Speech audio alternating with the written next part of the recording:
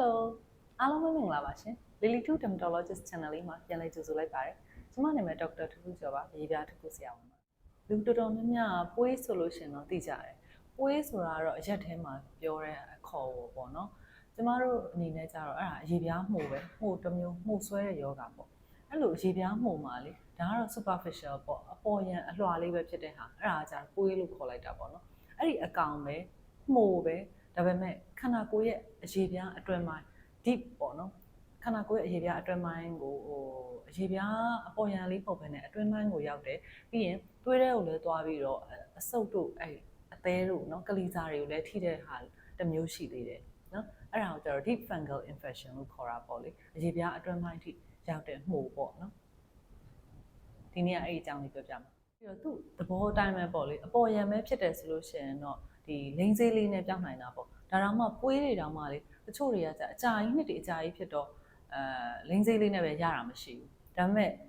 နှစ်မကြာဘူးခဏလေးပဲဖြစ်တာအချိန်ကတိတ်မကြာသေးဘူးဆိုလို့ရှိရင်တက်တန်းနှုတ်သေးတယ်ပေါ့နော်တက်တန်းနှုတ်တဲ့ပွေးဆိုလို့ရှိရင်လိမ့်စေးနဲ့လေးပဲပျောက်တယ်အခုပြောမယ်မှုဝါကြတော့သူကအရေပြားအတွင်းပိုင်းထိလည်းရောက်တယ်သွေးထဲလည်းရောက်တယ်ကလီစာထဲလည်းရောက်တဲ့အတွက်ကြောင့်မလို့သူ့ကိုကြတော့လိမ့်စေးနဲ့မရအောင်စားစေးပါကိုပါမှရမယ်စားစေးတောင်မှနှစ်ရှည်လာများစားရတယ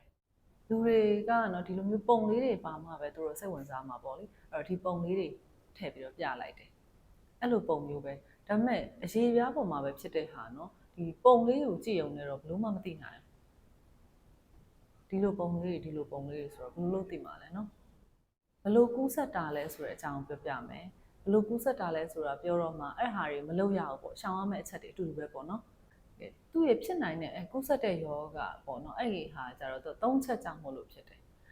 ဘယ်ကနေလဲဆိုတော့သူကဒီပြင်ပကနေပဲအသက်ရှူလမ်းကြောင်းကနေပဲကူးတာအဲ့တော့အသက်ရှူလမ်းကြောင်းကနေလူတိုင်းကူးမလားဆိုတော့အဲ့လိုမျိုးလူတိုင်းလည်းမကူဘူးနော်ကိုခံအားကျနေလို့ရှင်ပေါ့ပြီးတော့ဆေးတွေတောက်နေရင်နော်ကိုခံအားကျတဲ့ဆေးမျိုးတောက်နေရင်ပြီးရင်နာမည်အကြီးဆုံးက HIV AIDS ပေါ့ပြီးရင်စီးချိုဝေဒနာတွေသူတို့ရဲ့အကောင်ကကိုခံအားကျတယ်အဲ့တော့ဒီလိုလူမျိုးတွေမှာကူးဆက်လွယ်တယ်ကဲနောက်တစ်မျိုးကကြတော့သူတို့ကအသက်ရှူလမ်းကြောင်းအားရဲ့ပြီးတော့ထိခိုက်တဲ့နေရာကနေကူးတာအဲ့တော့အသက်ရှူလမ်းကြောင်းကနေဘယ်လိုမျိုးကူးမှလဲဆိုတော့သူတို့ကမြေကြီးပေါ်မှာနေတာပြီးရင်တရိတ်ဆန်တွေရဲ့အညစ်အကြေးတွေထဲမှာနေတာတရိတ်ဆန်တော့မှငှက်တို့ဘာတို့ကပုံများတာပေါ့အဲ့ခါကျတော့မြေကြီးနဲ့ဓာတ်ရိုက်အဲ့လိုမျိုးမြေကြီးပေါ်ကဖုံပေါ့နော်အဲ့လိုနေရလူတွေပေါ့နော်တောကလူတွေဖြစ်တာများတယ်အဲ့ဒီကနေပြီးတော့လေရလာတယ်လေတိုက်လိုက်တယ်ပေါ့နော်သူ့ရဲ့ဒီspore လေးမှာ fungus ကိုဆိုလို့ရှိရင် spore သူ့ရဲ့ဘယ်လိုပြောရမလဲ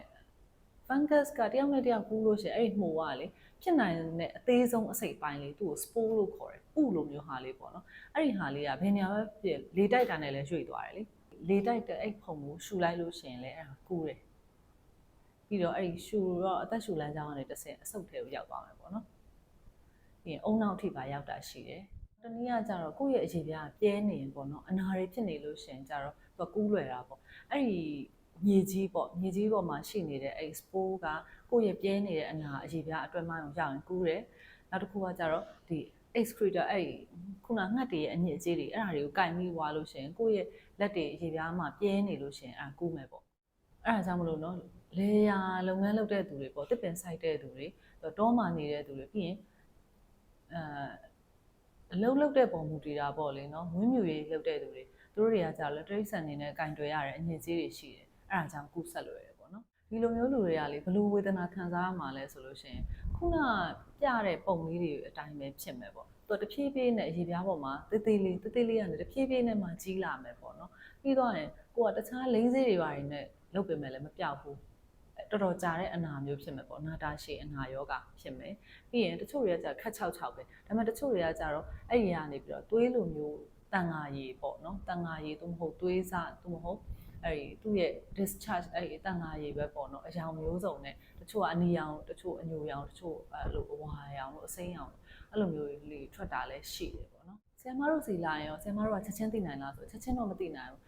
ချက်ချင်းမသိနိုင်ဘူးဆိုတာကြည့်လိုက်လို့ရှင်ဩဒါကတော့နာတာရှည်အနာလေးပဲဆိုတော့သိတယ်ပေါ့နော်ဒါပေမဲ့ဆရာမတို့စီမှာခွဲခြားရတယ်အများကြီးရှိတယ်ဒီလိုမျိုး deep fungus လားနောက်တစ်ခုကကြတော့လေ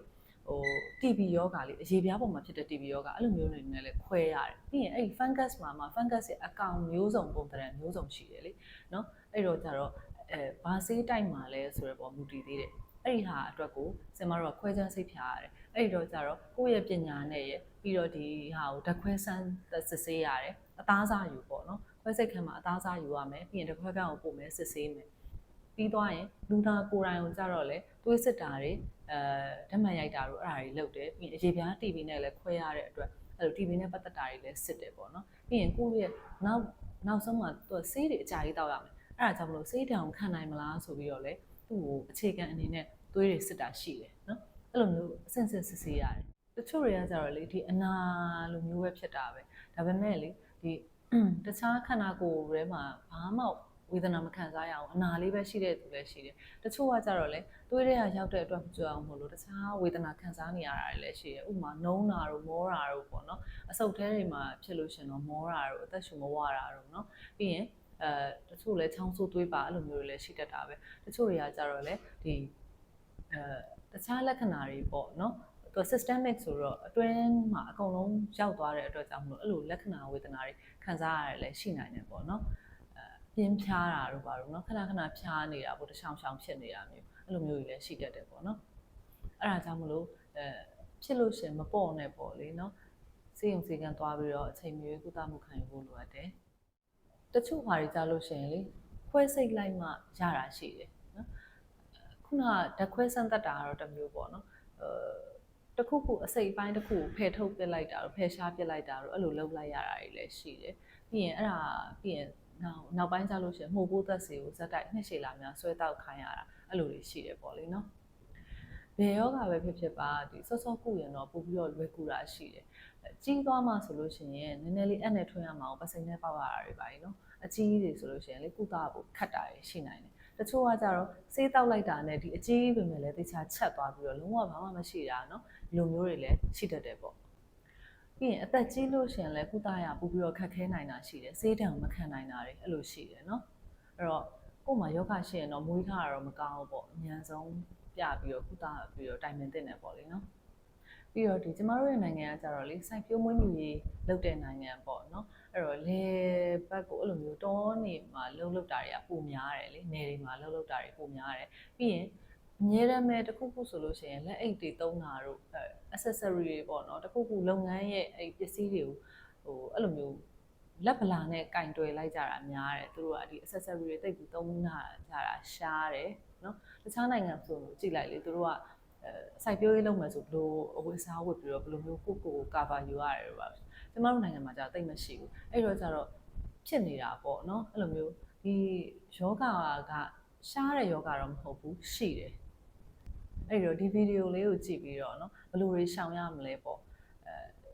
အတက်နိုင်ဆုံးတော့အနည်းဆုံးတော့ဒီလိုမျိုးဟာတွေမဖြစ်အောင်လို့ပေါ့နော်ဒီ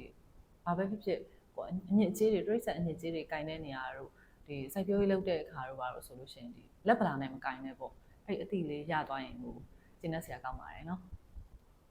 ညမလှပတော့ရေးပြပိုင်ဆိုင်နေကြပါစေရှင်နောက်ထပ်ဗီဒီယိုလေးမှာထပ်ပြီးဆုံတွေ့မယ်နော်ဘိုင်ဘိုင်